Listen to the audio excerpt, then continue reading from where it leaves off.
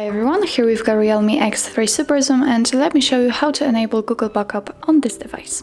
So first of all we have to open the settings, then let's scroll down and find additional settings.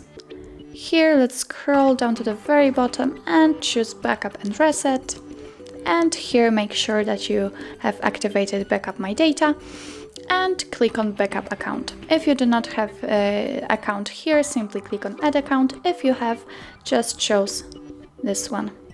Click on OK, and that's all.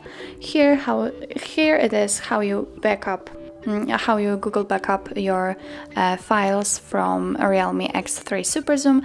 And if you find that this video was helpful for you, please hit the subscribe button and leave the thumbs up.